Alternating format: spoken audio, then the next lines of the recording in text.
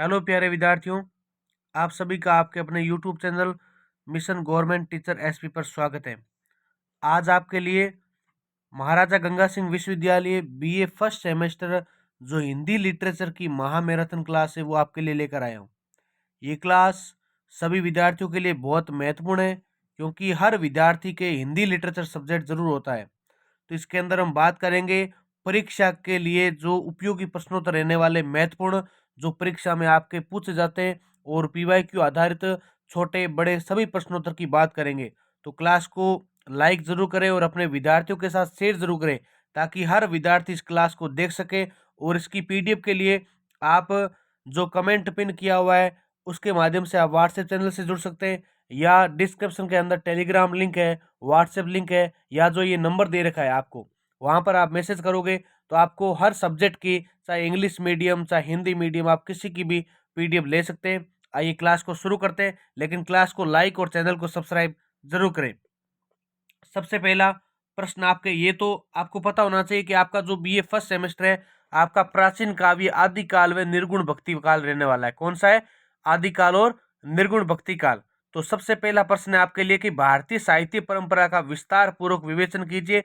वैदिक, प्राकृत, पाली, लौकिक संस्कृत, अपभ्रंश तथा तमिल साहित्य का परिचय प्रस्तुत कीजिए। बहुत ही ज्यादा महत्वपूर्ण क्वेश्चन है। तो भारतीय साहित्य परंपरा विश्व की प्राचीनतम, समृद्ध एवं निरंतर विकसित होती साहित्यिक परंपराओं में से एक मानी जाती है। यानी जो भारतीय साहित्य परंपरा है जो अपने विश्व के सबसे प्राचीनतम और समृद्ध यानी एक अपने खुद के दम पर और निरंतर यानी लगातार चलने वाली एक ऐसी परंपरा है। इस परंपरा की विशेषता यह है कि इसका प्रारंभ अध्यात्म, दर्शन, वेद ज्ञान से होता है तथा प्रवाह लोक भाषाओं और क्षेत्रीय साहित्य तक आता है। भारतीय इतिहास का विकास विभिन्न चरणों जैसे वैदिक, प्राकृत, पाली, लौकिक संस्कृत, अपभ्रंश और तमिल के माध्यम से हुआ है। यानी जो भारतीय साहित्य है उसका कोई एक चरण के अंदर नहीं हुआ है। सबसे पहले वैदिक काल की बात कर सकते हैं, फिर प्राकृत आती है, फिर पाली भाषा या लौकिक संस्कृत, अनेक भाषाओं के माध्यम से इसका क्या होता है, विकास देखने को मिलता है। प्रत्येक चरण में भारतीय संस्कृति, ज्ञान विज्ञान, धर्म, समाज, कला तथा भाषा के निर्माण में महत्वपूर्ण भूमिका निभाई जाती है इसके अंदर। अब सबसे पहले बात करेंगे हम वैदिक साहित्य। क्या है वैदिक साहित्य, इसके अंदर क्या सम्मिलित होते हैं? तो भारतीय साहित्य की सबसे प्राचीन परंपरा कौन सी है? वैदिक साहित्य विद्यार्थियों, जिसकी रचना लगभग 1500 ईसा पूर्व से मानी जाती है। वैदिक साहित्य मुख्यतः दो भागों में विभाजित है। कितने भागों में? दो भागों में। दोनों भागों के नाम याद होने चाहिए। पहला होता है श्रुति और दूसरा है स्मृति।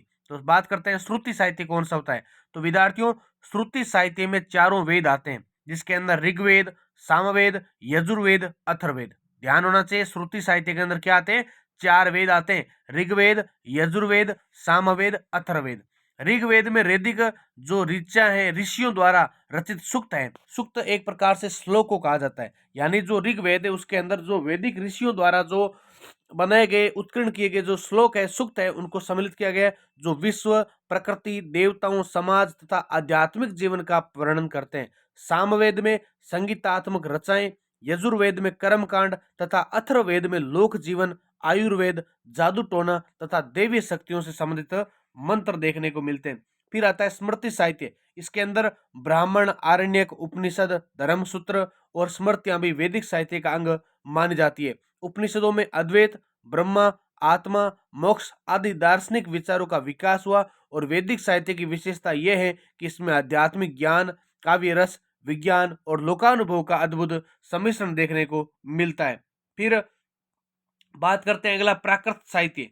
तो वैदिक संस्कृत के बाद जन भाषा के रूप में प्राकृत का विकास हुआ। प्राकृत साहित्य लगभग 600 ईसा पूर्व से 1000 ईस्वी के बीच विशेष रूप से विकसित हुआ। और यहाँ प्राकृत का अर्थ होता है प्राकृतिक लोगों की बोलचाल की भाषा। प्राकृत का अर्थ क्या माना गया? प्राकृतिक लोगों की बोलचाल की जो भाषा होती है उसी को प्राकृत माना गया। फिर आती है प्राकृत की प्रमुख बोलियां कौन कौन सी है। तो आपको पता होना चाहिए, एक तो पाली है, महाराष्ट्री, शोरसेनी और मागधी प्रमुख रूप से इसकी भाषाएं देखने को मिलती है। फिर जैन आचार्यों ने सर्वाधिक साहित्य अभिवृद्ध किया, इसलिए इसे जैन साहित्य की भी आधारभूत भाषा माना जाता है। प्राकृत साहित्य में उपदेशात्मक कथाएं, नाटक, गाथाएं और चरित्र ग्रंथ प्रमुख देखने को मिलते हैं। हर्ष चरित्र, गाथा, सप्तशती जैसे ग्रंथ इसी परंपरा का प्रभाव डालते हैं। फिर बात करते हैं पाली साहित्य की। तो पाली साहित्य के अंदर आपको ये पता होना चाहिए कि पाली साहित्य भाषा प्राकृत की एक भाषा, प्रमुख भाषा है। यानी जो पाली भाषा है वो प्राकृत की ही एक प्रमुख भाषा है, लेकिन ये विशेष रूप से बौद्ध धर्म की भाषा रही। किसकी रही थी? बौद्ध धर्म की। पाली साहित्य त्रिपिटक, विनय पिटक, सुत पिटक और अभिधम पिटक, यानी त्रिपिटक कौन कौन से होते हैं? छोटा वाला क्वेश्चन ध्यान रखें। विनय पिटक, सुत पिटक और अभिधम पिटक। इसके लिए महत्वपूर्ण है, इन ग्रंथों में बुद्ध के उपदेश, संघ की व्यवस्था, आचार विचार, नीति दर्शन, मानव जीवन की व्यवहारिक समस्याओं का विस्तृत विवरण मिलता है देखने को। फिर बात करते हैं पाली साहित्य में करुणा, अहिंसा, सम्यक जीवन की सीख प्रमुख है और ये साहित्य भारतीय दर्शन और नैतिक चिंतन का अमूल्य स्रोत देखने को माना जाता है। फिर चौथा पॉइंट आता है लौकिक संस्कृत साहित्य। लौकिक संस्कृत साहित्य वैदिक संस्कृत के बाद विकसित लौकिक या संस्कृत में साहित्य का अद्भुत वैविध्य देखने को मिलता है और ये काल भारतीय साहित्य का स्वर्ण युग माना जाता है। इस साहित्य में महाकाव्य, काव्य शास्त्र, नाटक, कथा, पुराण, अलंकार, व्याकरण, दर्शन, इतिहास आदि का विशाल भंडार हमें देखने को मिलता है। महाभारत और रामायण जैसे महाकाव्य हो सकते हैं, चाहे कालिदास के रघुवंश, कुमार संभव, अभिज्ञान, शाकुंतलम जैसे काव्य और नाटक हमें देखने को मिलते हैं। फिर भवभूति, भास, माघ, श्रीहर्ष आदि के ग्रंथ इस परंपरा की विशेषता है कि भाषा की माधुर्यता और अलंकारिकता, रसबोध, प्रकृति चित्रण और उच्च भावभूमि हमें देखने को मिलते हैं। लौकिक संस्कृत साहित्य ने भारतीय कला और संस्कृति को विश्व स्तर पर प्रतिष्ठित किया। यानी अगर बात करें कि जो हमारे परंपरा की विशेषताओं में क्या आते हैं, चाहे भाषा की मधुरता हो, चाहे अलंकारिता, उसको सजाने का काम हो, रस है, चाहे आपको कोई प्रकार का काव्य के अंदर रस देखने को मिले, प्रकृति चित्रण है, चाहे मैथिली शरण गुप्त की रचनाएं हो गई या मान लो आपके जयशंकर प्रसाद है, कई प्रकार के कवि देखने को मिलते हैं और उसके जो भाव है देश के प्रति है या राष्ट्र के प्रति कोई भी भाव मिलने देखने को, भक्ति की भाव या संस्कृत साहित्य अनेक प्रकार के विश्व स्तर पर प्रतिष्ठित करते हैं। फिर आता है 5 पॉइंट अपभ्रंश साहित्य, जिसको भी पीडीएफ लेनी है नंबर दे रखे, व्हाट्सएप चैनल से ज्वाइन करें और ये नंबर दे रखे, आप अगर इस पर मैसेज करते हैं तो आपको पीडीएफ वहां से भेज दी जाएगी। फिर संस्कृत और आधुनिक भारतीय भाषाओं के बीच की संक्रमणकालीन भाषा अपभ्रंश है। इसका काल लगभग 600 से 1200 ईस्वी तक माना जाता है। अपभ्रंश साहित्य मुख्यतः जैनाचार्यों ने रचा। किसने रचा अपभ्रंश साहित्य? जैनाचार्यों के द्वारा। सबसे प्रसिद्ध काव्य पौम चरित्र यानी पद्म चरित्र है, जिसे अपभ्रंश रामायण भी कहा जाता है। जिसे क्या बोलते हैं? अपभ्रंश रामायण चरित्र किसे कहते हैं? पद्म चरित्र को कहते हैं। अपभ्रंश से आगे चलकर हिंदी, गुजराती, राजस्थानी, पंजाबी, मराठी, बंगाली आदि आधुनिक भाषाओं का विकास हुआ, इसलिए अपभ्रंश भारतीय भाषाओं का सेतु माना जाता है। फिर आता है अगला नेक्स्ट तमिल साहित्य, जो कि वेरी वेरी इंपॉर्टेंट। तमिल साहित्य दक्षिण भारतीय द्रविड़ साहित्य की गौरवशाली परंपरा है। इसका प्रारंभ संगम काल से माना जाता है, जिसमें लगभग 200 ईसा पूर्व से 300 ईस्वी तक की काव्य रचनाएं सम्मिलित देखने को मिलती है। तमिल साहित्य की विशेषता इसकी प्राचीनता, मौलिकता और जीवन के यथार्थ चित्रण में निहित है। संगम साहित्य के प्रमुख ग्रंथ एटुतोके, पद्दुपाठ, तिरुक्कुरल नैतिकता, प्रेम, वीरता, समाज और राजनीति का अद्वितीय चित्रण देखने को मिलता है। तमिल साहित्य में महाकाव्य, भक्ति साहित्य, आलवार, नयनार, नाटक, आधुनिक रचनाओं तक निरंतरता देखी जाती है। तो ये था विद्यार्थियों आपका पहला क्वेश्चन, जो कि आपको उसके बेस के बारे में, हिंदी साहित्य के शुरुआत के बारे में, रचनाओं के बारे में और कौन कौन से साहित्य रचे गए, किस साहित्य के आधार पर हिंदी साहित्य की शुरुआत मानी जाती है, ये आपको इसके अंदर देखने को मिला। फिर बात करते हैं दूसरे क्वेश्चन की, जो कि बहुत ही ज्यादा महत्वपूर्ण है। हिंदी साहित्य के इतिहास दर्शन को स्पष्ट करो और साथ ही हिंदी साहित्य इतिहास की लेखन परंपरा एवं इतिहास लेखन की समस्याओं पर प्रकाश डालिए। लेकिन आप सभी वीडियो को लाइक करें, क्लास को शेयर करें, ताकि हर विद्यार्थी तक पहुंचे। क्योंकि आप क्या करते हैं, क्लास को देखते पूरा है लेकिन कोई विद्यार्थी लाइक नहीं करता। कमेंट के अंदर बता सकते हैं कि आपको किस प्रकार से अलग कौन सी क्लास चाहिए या आप को क्लास के अंदर क्या गलत लगा। आप लाइक और अपना रिस्पॉन्स जरूर दें और विद्यार्थियों को शेयर करेंगे, तभी आगे की क्लासेज, जैसे आपको इतिहास की क्लास, राजनीति विज्ञान या भूगोल की सभी क्लासेज आपके लिए अपलोड भी की गई है और जो बाकी आपके लिए रह गई है वो भी जल्दी आपके लिए अपलोड होने वाली है।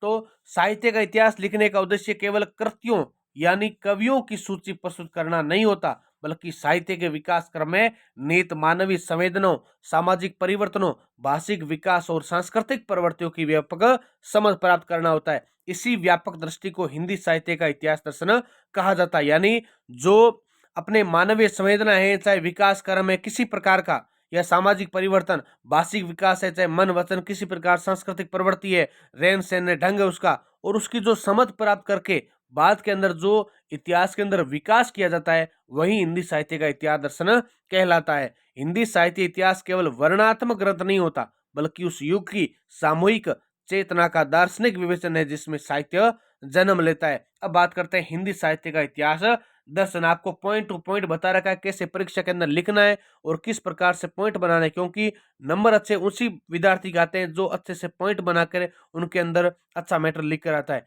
तो हिंदी साहित्य का इतिहास दर्शन, सबसे पहला पॉइंट है साहित्य और समाज का पारस्परिक संबंध, यानी जो एक तरफ हिंदी साहित्य होता है और एक तरफ हमारा समाज है, उसका कैसे हम उनका मेल कराते हैं, संबंध कराते हैं, वो अपन के लिए महत्वपूर्ण है। तो हिंदी साहित्य का इतिहास समाज के परिवर्तन को प्रतिबिंबित करता है। साहित्य को समय की सामाजिक राजनीतिक परिस्थितियां दिशा देती है। रामचंद्र शुक्ल ने लिखा कि साहित्य मनुष्य के हृदय की व्यापक सहानुभूति और करुणा का विकास करता है। अतः हिंदी साहित्य के इतिहास दर्शन में साहित्य को जनता के जीवन और संघर्षों का दर्पण माना जाता है। फिर नेक्स्ट क्या आता है आपके लिए, युग विभाजन और प्रवृत्ति आधारित दृष्टि। तो युग विभाजन हिंदी साहित्य दर्शन की विशेषता यह है कि यह साहित्य को उसके प्रधान प्रवृत्ति तत्वों के आधार पर युगों में विभाजित करता है। जैसे 4 विभाजित किए गए इसने, पहला आदिकाल, दूसरा भक्ति काल, तीसरा रीतिकाल, चौथा आधुनिक काल। तो आदिकाल के अंदर एक प्रकार से आपको वीर गाथा काल या धर्म प्रचार हुआ था,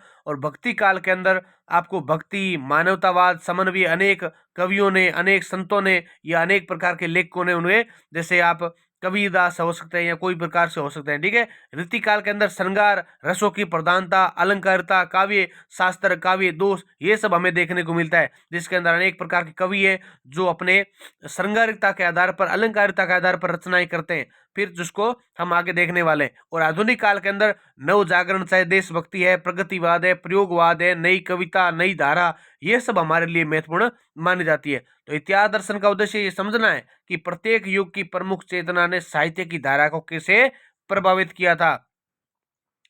फिर अगला पॉइंट, भाषा विकास का दार्शनिक परिप्रेक्ष्य।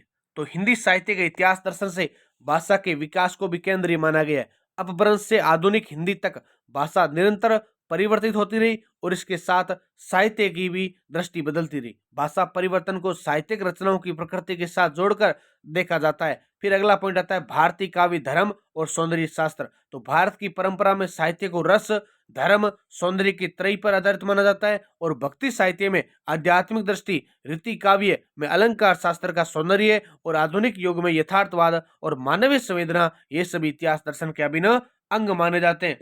फिर अगला अंग आता है सांस्कृतिक समन्वय और बहुधारात्मकता, यानी सांस्कृतिक समन्वय, किस प्रकार से एक संस्कृति को दूसरी संस्कृति से जोड़ते हैं, चाहे आप वैदिक आधार पर, चाहे सूफी आधार पर, निर्गुण लोकशास्त्र, निर्गुण सगुण, ये 2 प्रकार की जो धाराएं होती है, सबका समन्वय किस प्रकार करता है। यानी हिंदी साहित्य का इतिहास दर्शन भारतीय संस्कृति की विभिन्न धाराओं, चाहे वैदिक, तांत्रिक, सूफी या निर्गुण लोक के समन्वय को समझे बिना अधूरा है, और हिंदी साहित्य का विकास बहुधर्मी और बहुसांस्कृतिक वातावरण में हुआ है, इसलिए इतिहास दर्शन विविधता को स्वीकार करता है। अगला पॉइंट आता है हिंदी साहित्य इतिहास की लेखन परंपरा, वेरी वेरी इंपॉर्टेंट।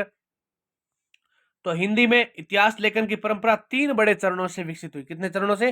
3 चरणों से। सबसे जो पहला चरण आता है प्रारंभिक वर्णनात्मक परंपरा, जो कि 19वीं शताब्दी का है, और इसके अंदर आपको क्या देखना है कि इस चरण में साहित्य इतिहास मुख्यतः कृतियों की सूची देने तक सीमित नहीं था, बल्कि हरिश्चंद्र, बालकृष्ण भट्ट प्रमुख हस्तियां कौन कौन थी प्रारंभिक 19वीं शताब्दी के अंदर? हरिश्चंद्र, बालकृष्ण भट्ट, लल्लूलाल गारसादितासी, जो कि फ्रांसीसी विद्वान थे, और इनकी रचनाओं में समग्र ऐतिहासिक चेतना का अभाव था, परंतु इन्होंने इतिहास लेखन की नींव रखी थी।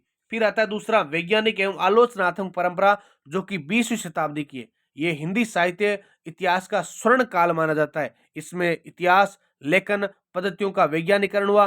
फिर आते हैं रामचंद्र शुक्ल। तो रामचंद्र शुक्ल के बारे में आपको कुछ पॉइंट ध्यान रखने, प्रवृत्ति आधारित इतिहास लेखन, साहित्य को समाज और मनुष्य की करुणावर्ती से जोड़ने वाला, युग विभाजन को स्पष्ट आधार प्रदान करना, दार्शनिक विश्लेषण और विवेकपूर्ण आलोचना, शुक्ल जी के कार्य ने हिंदी साहित्य इतिहास को शास्त्रीय रूप प्रदान किया था। कौन सा रूप प्रदान किया था? शास्त्रीय रूप प्रदान किया था। फिर आते हैं अगले जो महत्वपूर्ण कवि है, हजारी प्रसाद द्विवेदी। हजारी प्रसाद द्विवेदी सांस्कृतिक और ऐतिहासिक दृष्टि से भक्ति साहित्य का पुनर्मूल्यांकन, साहित्य को सभ्यता और संस्कृति की निरंतरता के रूप में देखना। अगले आते हैं रामविलास शर्मा, नामवर सिंह। रामविलास शर्मा और नामवर सिंह, तो इन विद्वानों ने नवीन आलोचनात्मक पद्धतियां, मार्क्सवाद, संरचनावाद, मनोविश्लेषणवाद को इतिहास लेखन में शामिल किया था। फिर आते हैं उत्तर आधुनिक और बहुलतावादी परंपरा, जो कि समकालीन काल है। तो इस परंपरा में साहित्य इतिहास सिर्फ महान कवियों तक सीमित नहीं रहा, बल्कि अब शामिल कौन होने वाले हैं? स्त्री साहित्य, दलित साहित्य, जनपदीय और लोक परंपरा, मीडिया, नाटक, जन आंदोलन, कहानियां। इससे इतिहास लेखन बहुआयामी और अधिक लोकतांत्रिक हो गया था। क्या हो गया था? लोकतांत्रिक हो गया था, क्योंकि जब समकालीन काल आते आते किसकी बात होने लगी? अपने स्त्री साहित्य की, स्त्रियों की स्थिति के बारे में, उनकी शिक्षा के बारे में, दलित साहित्य के बारे में, किसको किस प्रकार से उनको ऊपर उठाया जा सकता है, जनपदीय जनता के भावों के बारे में, लोक परंपराएं किस प्रकार से, कौन सी परंपरा अच्छा दिखाती है, कौन सी परंपरा हमें नुकसान पहुंचाती है, मीडिया, नाटक, जन आंदोलन, उग्रवादी आंदोलन, ये सब हमें देखने को मिलते हैं समकालीन काल के अंदर। तो अगला पॉइंट है हिंदी साहित्य इतिहास लेखन की प्रमुख समस्याएं। तो इतिहास लिखना केवल तथ्यों का संकलन नहीं होता, बल्कि गंभीर आलोचनात्मक कार्य है। हिंदी साहित्य इतिहास लेखन में कई समस्याएं देखी जाती है। सबसे पहला प्राचीन दस्तावेजों का अभाव, यानी जो पुराने दस्तावेज डॉक्यूमेंट्स हैं उनकी कमी होती है, जो कि आदिकाल और पूर्व मध्यकाल की पांडुलिपियां कम मिलती है। मौखिक परंपरा पर आधारित साहित्य का प्रमाणिकता संकट इतिहास लेखन को कठिन बनाता है। फिर आता है दूसरा, युग विभाजन में मतभेद। तो भक्ति काल, रीति काल आदि विभाजन हमेशा स्पष्ट नहीं है। उदाहरण के रूप में कबीर को भक्ति काल में रखे या सामाजिक क्रांतिकारी धारा में बिहारी रीति काल के हैं, लेकिन उनके दोहे कई बार जीवन दर्शन में भी जुड़ सकते हैं या जुड़ रहे हैं। फिर आता है अगला गे पॉइंट, जो कि इतिहासकार की वैचारिक पक्षधरता के पक्षधर कैसे। तो साहित्य इतिहास लेखक की वैचारिक प्रवृत्ति से प्रभावित होता है। शुक्ल का समाजवादी मानववाद, द्विवेदी का सांस्कृतिक आध्यात्मिक दृष्टिकोण और रामविलास शर्मा का मार्क्सवादी दृष्टिकोण ये हमें क्या दिखाता है? इतिहासकार की वैचारिक पक्षधरता को दिखाता है कि किस प्रकार से लेखक कवि अपने अपने पक्षों को धरते हैं या उन्हें प्रस्तुत करते हैं। लेकिन चाहे शुक्ल जी का समाजवाद हो, चाहे द्विवेदी का सांस्कृतिक आध्यात्मिकवाद हो, इनके इतिहास विभिन्न रूपों में लिखे जाते हैं और ये एक सर्वमान्य इतिहास बन पाना कठिन हुआ जाता है। फिर अगला पॉइंट है उपेक्षित साहित्य की अनदेखी। उपेक्षित साहित्य की अनदेखी, आपको एक एक पॉइंट अच्छे से याद होना चाहिए, उसके अंदर आपको अच्छे से मैटर लिख कर आना है, क्योंकि अगर आपने अच्छे से पॉइंट तैयार कर लिए और क्वेश्चन को अच्छे से समझ लिया तो आपके नंबर बहुत ही अच्छे बनने वाले। तो लंबे समय तक दलित, आदिवासी, स्त्री, पिछड़े वर्ग और लोक जीवन के साहित्य को इतिहास में महत्व नहीं मिला और आज भी कई क्षेत्रीय भाषाएं जैसे भोजपुरी, मगही, अवधी, ब्रज आदि का स्थान निश्चित नहीं मिलता है। फिर आता है अगला अत्यधिक विस्तार और जटिलता, कैसे उसका विस्तार होता है और कैसे वो जटिलता यानी कठिनाई से भरा रहता है। तो आधुनिक हिंदी साहित्य में अनेक आंदोलन, चाहे छायावाद, प्रगतिवाद, प्रयोगवाद, नई कविता, नई कहानी इतिहास लेखन को जटिल बनाती है। जो इतिहास लेखन को जटिल बनाने का काम करती है, कौन करती है? छायावाद जयशंकर प्रसाद है या और भी कोई कवि है। प्रगतिवाद के अंदर, प्रयोगवाद के अंदर नई कविता, नई कहानी, ये सब आपने पढ़ रखा हुआ 12th के अंदर और आप आगे उसको विस्तार से भी पढ़ने वाले हो। लेकिन इसके अंदर जो हमारा दे रखा है हम उन्हीं पॉइंट पर चर्चा करने वाले हैं। फिर आता है अगला भाषा संबंधित समस्याएं। तो द्विवेदी एक भाषिक क्षेत्र है। द्विवेदी क्या है? भाषिक क्षेत्र है, बहुभाषिक क्षेत्र है। पुरानी हिंदी, ब्रज, अवधि, खड़ी बोली, इन सब की परस्पर स्थिति को तय करना इतिहास लेखन का कठिन कार्य। क्या है? इतिहास लेखन का कठिन कार्य। उपसार की बात करें तो हिंदी साहित्य का इतिहास दर्शन साहित्य को मनुष्य और समाज के संयुक्त विकास की प्रक्रिया के रूप में देखता है। साहित्य इतिहास की परंपरा प्रारंभिक वर्णनात्मक चरण से विकसित होकर वैज्ञानिक, आलोचनात्मक और अंततः बहुलतावादी रूप धारण कर चुकी है। तथापि स्रोतों की कमी, युग विभाजन की उलझने, वैचारिक पक्षधरता और उपेक्षित साहित्य की अनदेखी जैसी समस्याएं आज भी इतिहास लेखन को चुनौती देती है। फिर हिंदी साहित्य का इतिहास एक गतिशील प्रक्रिया है और ये निरंतर सुशोभित, संशोधित, पुनर्मूल्यांकित और विस्तारित होता रहता है। चाहे यदि मैं इसका और अधिक विस्तृत संस्करण, नोट्स, पीडीएफ या उत्तर एक छोटा संस्करण भी तैयार आपको दे सकता हूं या उसके आधार पर आपको बता सकता हूँ। नेक्स्ट क्वेश्चन आपके लिए कि आदिकाल के नामकरण, समय सीमा, परिस्थितियों, सीमांकन और प्रमुख साहित्यिक उपलब्धियों का समग्र मूल्यांकन कीजिए। बहुत ज्यादा महत्वपूर्ण क्वेश्चन है। जिसको भी क्वेश्चन अच्छे लग रहे बस आप क्लास को लाइक करते रहे और अपने सभी विद्यार्थियों के साथ शेयर करते रहे, और जिसको भी ये पीडीएफ नोट्स लेने बस आप मैसेज करें, आपको वहां से आपको अपडेट्स मिल जाएगी। आदिकाल हिंदी साहित्य का प्रारंभिक काल के नामकरण, समय सीमा, परिस्थितियां, सीमांकन आपके लिए इस प्रकार प्रस्तुत है। तो आदिकाल एक समग्र मूल्यांकन। सबसे पहले बात करते हैं नामकरण की। तो हिंदी साहित्य के प्रारंभिक काल के लिए विभिन्न विद्वानों ने अलग अलग नाम प्रस्तावित किए। तो सबसे पहले आता है आदिकाल। ये नाम सर्वाधिक प्रचलित है। इसका आशय हिंदी साहित्य के प्रारंभिक रूप में माना जाता है। दूसरा है वीरगाथा काल। इस काल में रचित साहित्य का मुख्य स्वर वीर नायकों के साहस, युद्ध कृत्यों वे जातीय गौरव की गाथाओं पर केंद्रित है, इसलिए इसे ये नाम दिया वीरगाथा काल।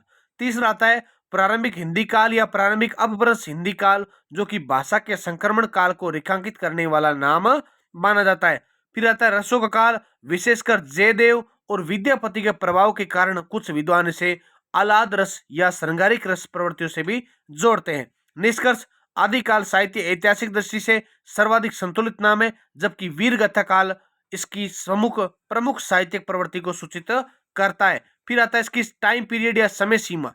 तो टाइम पीरियड किस प्रकार है, तो विद्वानों में मतभेद है, पर सामान्यतः स्वीकृत सामान्य इस प्रकार सीमाएं देखने को मिलती है। 1050 से 1375 से रामचंद्र शुक्ल मानते हैं, और कुछ विद्वान 1000 से 1400 ईस्वी तक इसका विस्तार भी मानते हैं। भाषा विकास की दृष्टि से ये अपभ्रंश अर्ध हिंदी प्रारंभिक हिंदी के संक्रमण का काल मानते हैं। निष्कर्षतः आदिकाल प्राय 11वीं से 14वीं शताब्दी तक फैला और एक संक्रमणशील साहित्यिक युग में देखने को मिलता है। फिर तीसरा पॉइंट है सामाजिक राजनीतिक परिस्थितियां।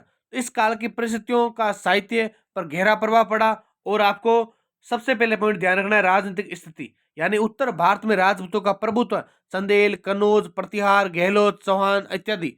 मुस्लिम आक्रमण 11वीं शताब्दी से सल्तनत काल की स्थापना और संघर्ष की स्थिति। इन परिस्थितियों ने वीरता, शौर्य, स्वदेश रक्षा, वफादारी, बलिदान जैसे मूल्यों को साहित्य में प्रेरित किया। फिर दूसरा है सामाजिक परिस्थिति, यानी जातीय गौरव, वंशानुक्रम और कर्तव्य परायणता का आदर्श इसने प्रस्तुत किया था। युद्ध केंद्रित जीवन शैली, समाज में सैनिक वर्ग का उच्च स्थान, धर्म और संस्कृति में शैव, वैष्णव, जैन परंपराओं का प्रभाव होना। फिर आता है भाषिक परिस्थिति, यानी अपभ्रंश से विकसित हो रही प्रारंभिक हिंदी, कई बोलियों का मिश्रण, पूर्वी और पश्चिमी दोनों का प्रभाव। भाषा मुख्यतः लोक आख्यानों और वीर गाथाओं के अनुकूल और शहर पर प्रभावी रहती। फिर आता है इसका सीमांकन।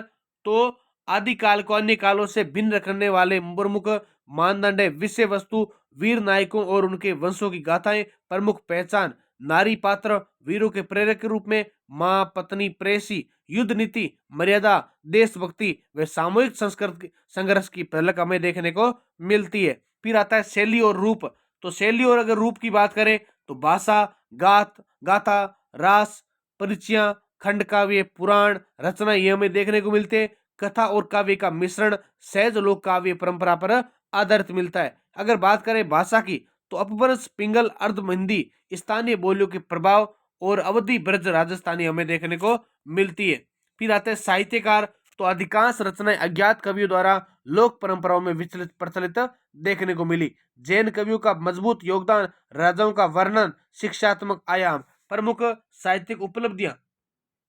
तो पहला पॉइंट है वीर गाथात्मक साहित्य। यह आदिकाल की सबसे महत्वपूर्ण उपलब्धि है। पृथ्वीराज रासो के द्वारा चंद्रबरदाई आला खंड या आला गायन परंपरा जगनी की है। वीर सिंह देवचरित, हमीर रासो, खुमान रासो, विभिन्न राजस्थानी कवि, पृथ्वीराज, विजय कुमार पाल चरित, उदयपुर कार्तिक स्वामी की कथा देखने को मिलती है। इस रचनाओं में वीरता, देशभक्ति, राजपूती शौर्य परंपरा का अद्भुत स्वर स्थापित होता है। जैन साहित्य की अगर बात करें तो जैन आचार्यों ने धार्मिक और नैतिक कथाओं के साथ साथ ऐतिहासिक चरित्र भी लिखे, जिसके अंदर पौमचर्य, स्वयंभू, कुमार पाल चरित, महापुराण, विस्तार साहित्य। अगर बात करते हैं भक्ति काल का, भक्ति धारा का प्रारंभ यानी बीज रूप। हालांकि भक्ति काल मुख्यतः आदिकाल के बाद आता है, फिर भी इसके बीज इस काल में दिखाई देते हैं। जयदेव का गीत गोविंद हिंदी पर सूक्ष्म प्रभाव करता है।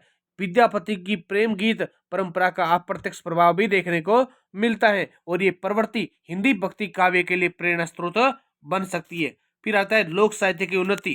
तो लोक नायकों की कथाएं आला, उदल, पृथ्वीराज, राणा हमीर, गीत, कथाएं, किंवदंतियां, लोकगीत, लोक भाषाओं में साहित्य सर्जन की वास्तविक शुरुआत हमें देखने को मिलती है। फिर आता है समग्र मूल्यांकन।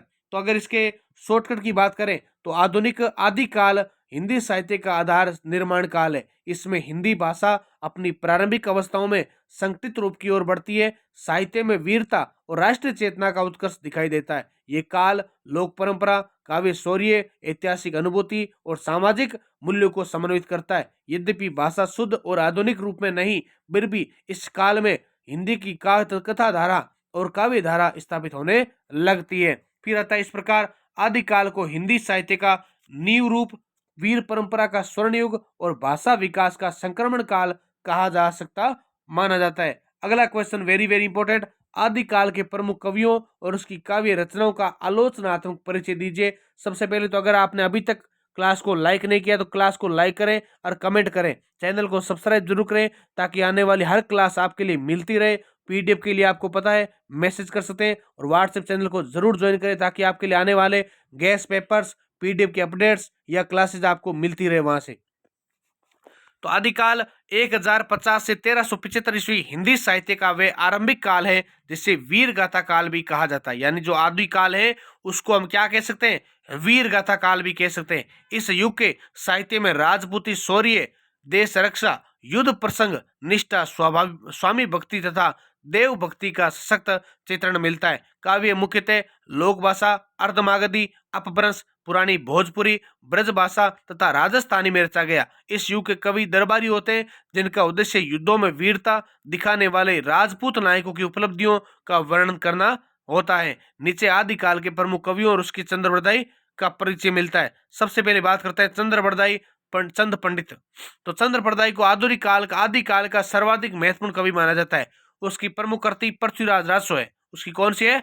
पृथ्वीराज रासो, जो पृथ्वीराज चौहान के जीवन, युद्धों और प्रेम प्रसंगों का महाकाव्यात्मक वर्णन करती है। आलोचनात्मक विश्लेषण, तो रासों में ऐतिहासिक तथ्य, लोक कथाएं, कवि की कल्पना तीनों गुल मिलकर आते हैं और इस कारण इसे शुद्ध ऐतिहासिक ग्रंथ नहीं कहा जा सकता।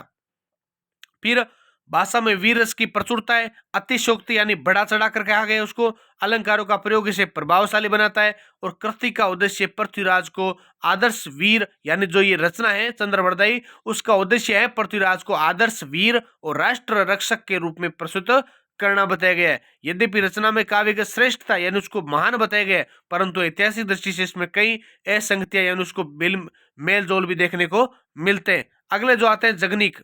अगले कौन है? जगनीक। तो जगनीक की प्रसिद्ध कृति आला खंड यानी अलार रामायण। इसमें बुंदेलखंड के दो वीर नायक अल्लाह और उदल की शौर्य गाथाएं वर्णित मिलती है। आलोचनात्मक दृष्टि से अगर देखें तो इस काव्य में वीर रस का उत्कर्ष विनता है और युद्ध चित्रण अत्यंत यथार्थवादी है। भाषा बुंदेलखंडी शैली की है जिससे स्थानीय लोक संस्कृति का प्रभाव स्पष्ट होता है। अल्लाह के चरित्र में सच्चाई, साहस, पराक्रम और न्यायप्रियता का आदर्श उपस्थित होता है। काव्य में लोक गीतात्मकता प्रबल है जिसमें ये जनमानस में अत्यधिक लोकप्रिय माना जाता है। फिर आता है नल या नलव।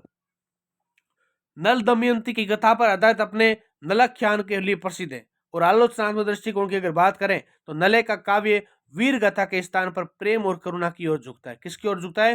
प्रेम और करुणा की ओर झुकता है। भाषा अपेक्षाकृत सरल है और कथानक में मानवीय संवेदनाओं की प्रधानता है। उन्होंने पुराण कथाओं को लोक भाषा में रूपांतरित कर पाठकों के लिए सुलभ बनाया। फिर आता है सरहप्पा सरहद सरह। तो सिद्ध और नाथ कवि परंपरा। सरहप्पा यानी सिद्ध और नाथ कवि परंपरा। सरहप्पा को सिद्ध साहित्य का प्रारंभिक कवि माना जाता है। वेरी वेरी इंपॉर्टेंट, सरहप्पा को सिद्ध साहित्य का प्रारंभिक कवि माना जाता है और उनकी रचनाएं साहजिक काव्य नाम से विख्यात है। आलोचनात्मक विश्लेषण, तो सरहप्पा के पद सहज योग सिद्धांत पर आधारित है और आध्यात्मिक अनुभव को प्रतीकों में विभक्त करते हैं। भाषा अपभ्रंश मिश्रित है जिससे प्रारंभिक हिंदी विकास प्रक्रिया का संकेत मिलता है, जिसकी वाणी बोध सहजातत्व प्रदर्शन का प्रतिनिधित्व करती है, जिसमें आडंबर, विरोध, अनुभव केंद्रिता और सहजता के मूल्य प्रमुख देखने को मिलते हैं। फिर आता है नेक्स्ट लुईपा। लुईपा कौन है? तो लुईपा भी सिद्ध परंपरा के प्रमुख कवियों में से माने जाते हैं। आलोचना दृष्टि देखें तो लुईपा की रचनाएं व्यक्तिक साधना, आंतरिक अनुभूति, रहस्यवाद पर आधारित है। उन्होंने सामाजिक बंधनों और धार्मिक रूढ़ियों का विरोध किया जो लुई पा है वो क्या है, एक सिद्ध परंपरा के कवि माने जाते हैं और उन्होंने जो सामाजिक बंधन है, चाहे धार्मिक रूढ़िवाद है, जो पुरानी जो मान्यताएं होती है, धारणाएं होती है, उनका विरोध किया है। शैली सांकेतिक और प्रतीकात्मक है, जो साधना परक साहित्य को दिशा देती है। अगले आते हैं घोड़ा कवि जासो। कौन, क्या नाम है उसका? घोड़ा कवि जासो। नाम याद करना। जासो की कृति खांडव वनदाह उल्लेखनीय है। इसकी कृति यानी रचना कौन सी है? खांडव वनदाह। इसमें पौराणिक घटनाओं का वर्णन वीरगाथा शैली में मिलता है। भाषा शैली में लोकगीतों का प्रवाह है, जिससे ये काव्य सरल और प्रभावशाली बनाता है। आदिकाल साहित्य की समग्र आलोचनात्मक विशेषता एक साथ कैसे देखते हैं इसको? तो वीर रस प्रधानता, लगभग सभी कवियों ने युद्ध, साहस, स्वामी भक्ति और बलिदान को विषय बनाया। ऐतिहासिकता और कल्पना का मिश्रण, अधिकांश रचनाओं में इतिहास के साथ लोक विश्वास और अतिशयोक्ति मिश्रित है।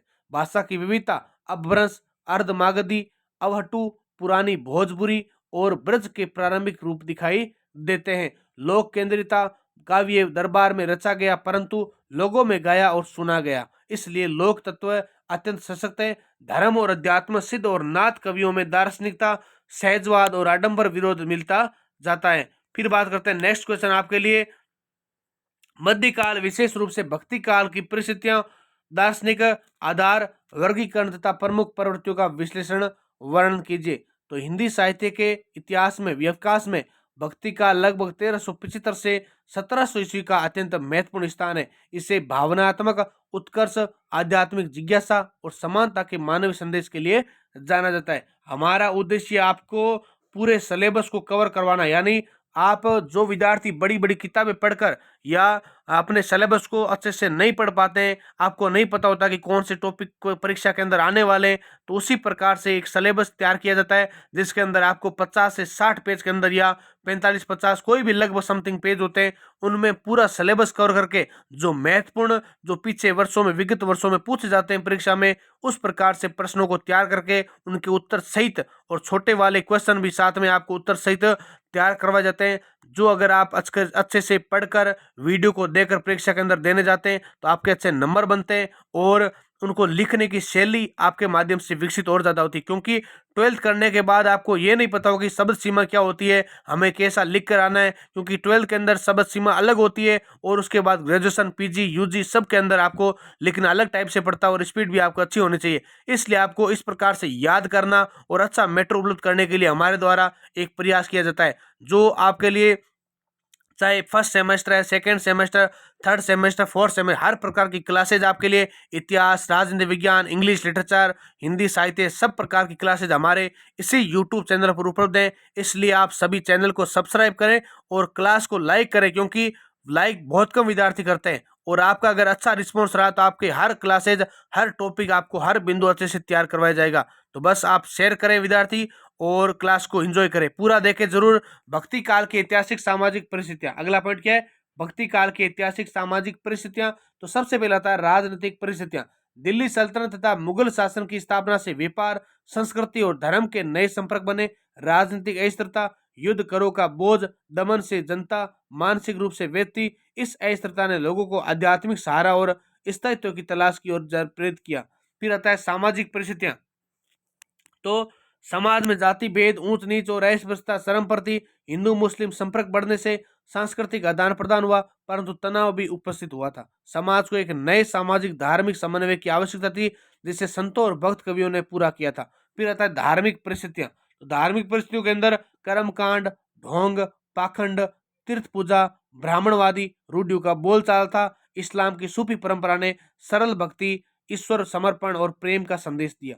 जनता ने जटिल पूजा पद्धतियों से हटकर सरल, व्यक्तिगत और प्रेम पूर्ण भक्ति को स्वीकार किया। रामानंद, कबीर, नानक, चैतन्य, मीराबाई आदि ने इस समय के धार्मिक पतन को नव दर्शन देकर बदला गया था।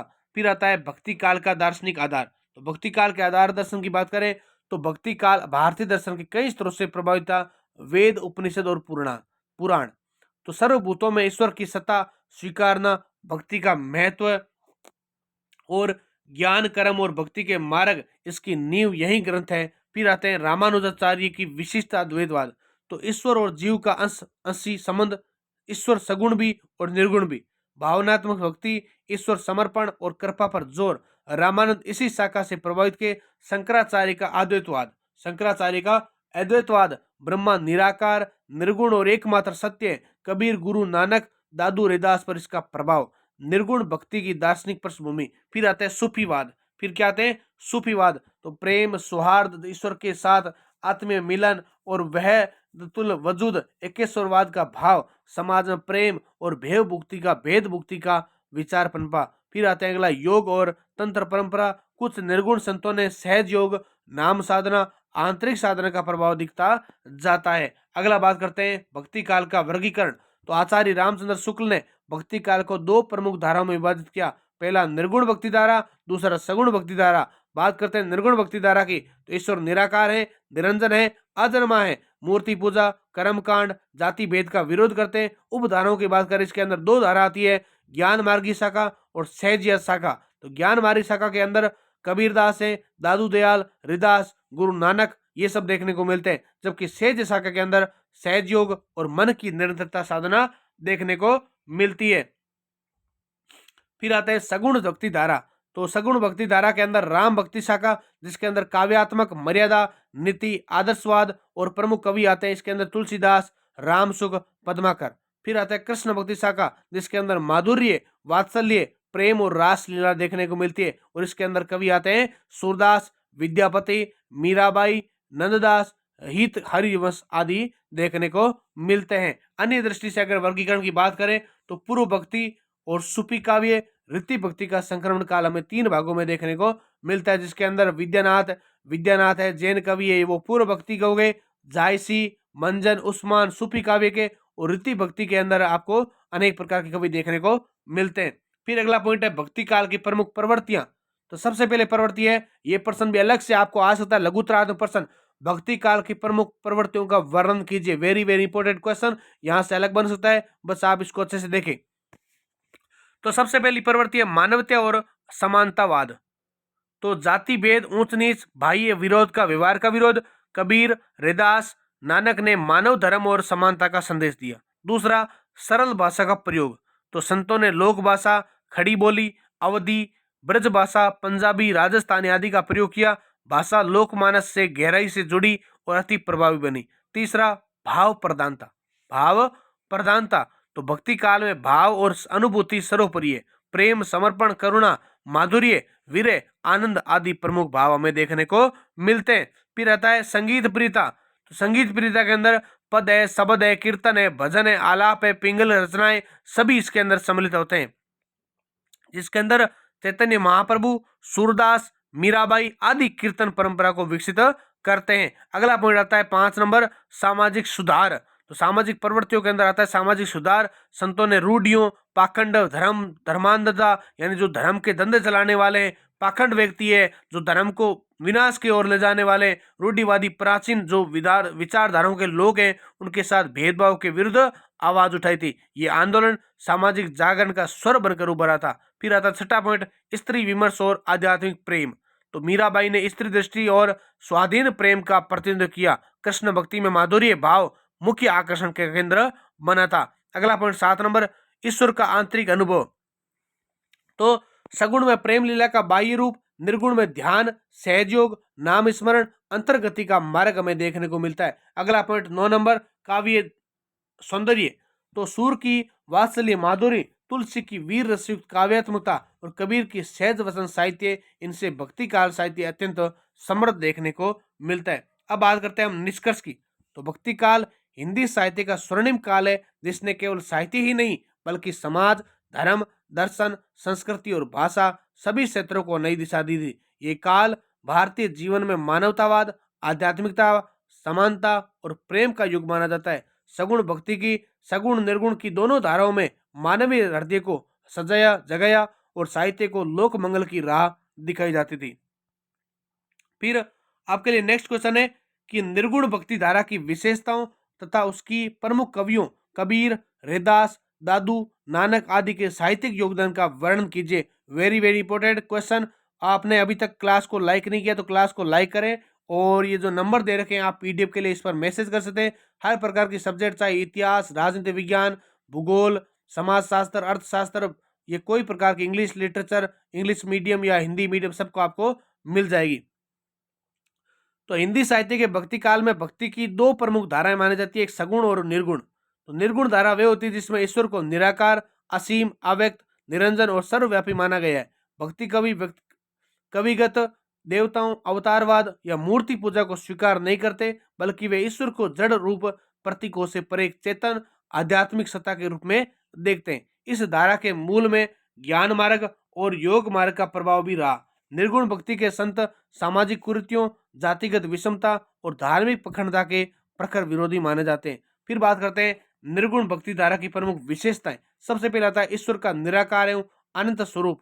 तो निर्गुण संत ईश्वर को किसी रूप, रंग, मूर्ति या अवतार से सीमित नहीं रखते मानते। उनके अनुसार ईश्वर सर्वव्यापक शक्ति है जो हर जीव में समाहित है। कबीर के शब्दों में अगर बात करें तो पोथी पढ़ी पढ़ी जग मुआ, पंडित भया ने कोई, ढाई आकर प्रेम का पढ़े सो पंडित हो। यानी कबीरदास जी क्या कहते हैं कि पोथी पढ़ी पढ़ी जग मुआ, पंडित भया ने कोई, यानी सारे जो किताबें हैं, ग्रंथ हैं, पोथी सबने पढ़ ली, लेकिन पूरा जग घूम लिया, लेकिन पंडित कोई नहीं हुआ। ढाई आकर प्रेम का, जो प्रेम के शब्द के अंदर ढाई अक्षर हैं, अगर जिसने भी पढ़ लिए वही क्या हो जाता है, पंडित हो जाता है, ज्ञानी हो जाता है, महान ज्ञानी हो जाता है। तो यहाँ ज्ञान से अधिक अनुभव आधारित भक्ति को महत्व दिया गया है।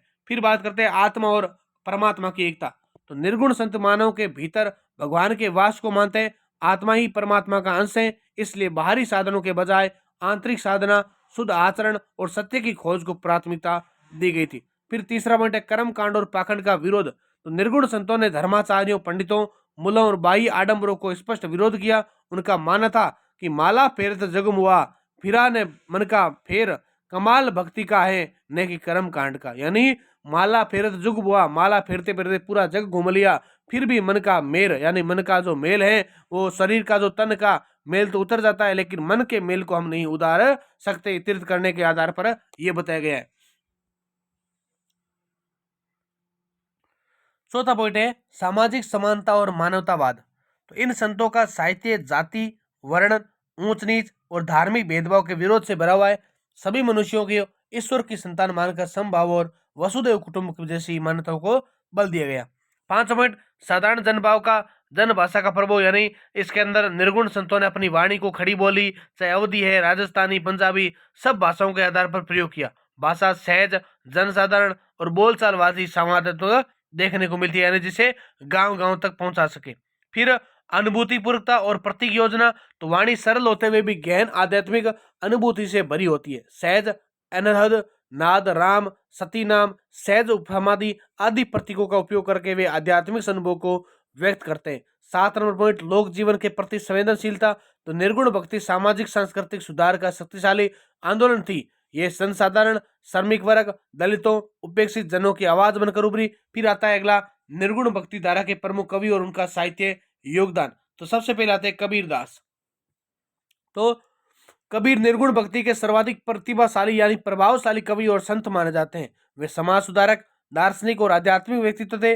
उनकी रचना धर्मिता मुख्यतः साकी, शबद और रमेनी में मिलती है। तो कबीर की साहित्यिक विशेषताएं, निर्गुण राम की उपासना। कबीर के राम दशरथ नंदन नहीं बल्कि निर्गुण ब्रह्मा है। पाखंड विरोध, उन्होंने हिंदू मुस्लिम दोनों समुदायों के अंधविश्वासों पर करारी चोट की। भाषा की सादगी, सहज भाषा में गुड आध्यात्मिक संदेश प्रस्तुत करना उनकी विशेषताएं मानी जाती है। सामाजिक विद्रोह की अगर बात करें तो जाति व्यवस्था और वर्ग भेद का तीखा विरोध किया इन्होंने। नैतिकता और मानवीय मूल्य, सत्य, प्रेम, करुणा और सहिष्णुता पर बल दिया। उनकी वाणी में आध्यात्मिक गहराई के साथ साथ सामाजिक चेतना का स्वर भी मिलता है जो उन्हें हिंदी साहित्य में अद्वितीय बनाता है। फिर आता है गुरु नानक। तो गुरु नानक की अगर बात करें तो सिख धर्म के संस्थापक गुरु नानक देव भी निर्गुण भक्ति धारा के प्रमुख संत माने जाते हैं। उनकी वाणी गुरु ग्रंथ साहिब में संकलित है। अगर नानक के कवि की विशेषताओं की बात करें तो ईश्वर एक है। नानक देव ने एक ओंकार सती नाम के सिद्धांत को प्रचारित किया।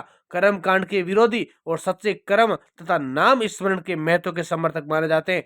मानव सेवा को सर्वोत्तम सद्धर्म बनाया और उनकी वाणी में संगीतमता और राग आधारित संरचना आधारित महत्वपूर्ण मानी जाती है। नानक का काव्य आध्यात्मिकता, सेवा और सत्य का संदेश देता है तथा मानवतावाद को एक सूत्र में बांधने का काम करता है। फिर आते हैं संत रविदास जी। रविदास तो संत रविदास एक निम्न वर्गीय समाज से आए थे और इसलिए उनकी वाणी में दलित विमर्श और सामाजिक समानता का स्वर गहरा होता है। रविदास का साहित्य योगदान जाति विरोध समता बोध उनकी वाणी का केंद्रीय आधार है। वे बेगमपुरा जैसे आदर्श समाज की कल्पना करते हैं जहां से न कोई भूखा न कर न दुख, निर्गुण ब्रह्म ईश्वर की उपासना, सहज भक्ति और मन निर्मलता पर बल देता है। भाषा सरल है, मार्मिक है, संवेदनों से ओतप्रोत है। उनके आज भी भक्ति संगीत और समाज सुधार के प्रमुख प्रेरणा स्रोत माने जाते हैं। अगला कौन है? अगले हैं दादू दयाल जी। दादू दयाल राजस्थान के कबीर माने जाते हैं। तो दादू दयाल के जो राजस्थान के संत है और उन्होंने राजस्थान के दादू पंथ की स्थापना की। उनकी वाणी दादू वाणी में संकलित है। अगर बात करें दादू दयाल की विशेषताओं की तो ईश्वर को निराकार प्रेम में सत्ता मानते हैं। संत परंपरा में अहिंसा करुणा और शुद्ध जीवन पर विशेष जोर देते हैं। वे गुरु की महिमा को अत्यधिक महत्व देते हैं। गुरु ही सत्य का मार्गदर्शक है। उनकी भाषा राजस्थानी ब्रज और खड़ी बोली का मिश्रण है। उनका साहित्य अंतर्ध्यान है, अंतर्ज्ञान प्रमुख है। सहज समाधि अलंघन मार्ग अखत कथा जैसे आध्यात्मिक तत्व प्रमुख माने जाते हैं। फिर आते हैं निर्गुण संतों का समग्र साहित्यिक महत्व। तो सबसे पहले आता है पॉइंट हिंदी भाषा एवं साहित्य को समृद्ध बनाना। तो इन संतों ने साहित्य को जन भाषा से जोड़ा जिससे हिंदी के विभिन्न रूपों को विकास मिला। दूसरा पॉइंट समाज सुधार की चेतना, यानी उन्होंने धार्मिक कट्टरता, जाति व्यवस्था और सामाजिक भेदभाव को चुनौती दी और ये मध्यमकालीन भारतीय समाज में क्रांतिकारी कदम माना जाता है। तीसरा पॉइंट क्या है? आध्यात्मिक लोकतंत्र की स्थापना करना। तो ईश्वर को सभी के लिए समान बताते हुए उन्होंने जन साधारण को आध्यात्मिकता का आधार दिया। भक्ति केवल ब्राह्मण या पंडितों की संपत्ति नहीं है, यह संदेश स्वतंत्रता और समानता का बीज बोता है। चौथा पॉइंट है लोक संस्कृति को जीवंत बनाना। तो उनकी वाणी लोकगीतों, भजनों, कीर्तन और कव्वाली परंपरा पर आज भी जीवित मानी जाती है। अगला 5 नंबर पॉइंट आपके लिए प्रेम, दया और मानवता के मूल्य। तो निर्गुण संतों की रचनाएं मानवता को जोड़ने का कार्य करती है। ये आज भी सामाजिक सौहार्द और आध्यात्मिक जीवन के आधार बने हुए हैं। निष्कर्ष की अगर बात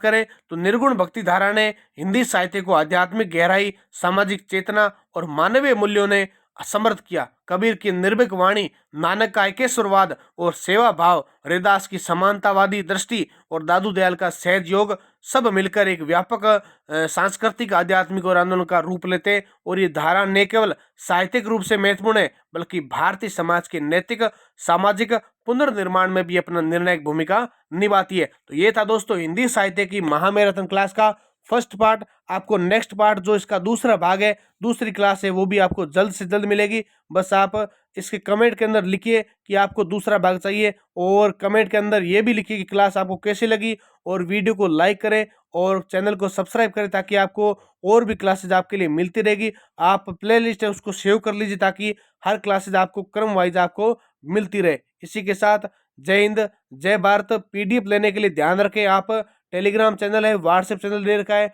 आपको नंबर दे रखा है, आप वहां से मैसेज करते हैं या चैनल ज्वाइन करते हैं तो आपको उसके अपडेट्स है या किस प्रकार से पीडीएफ मिलती है आपको वहां से मिल जाएगा। लेकिन क्लास को लाइक और शेयर जरूर करें ताकि अगर आप उसको अच्छे से 2 से 3 बार क्लास को देखेंगे तभी आपको अच्छे से याद होगी। ठीक है।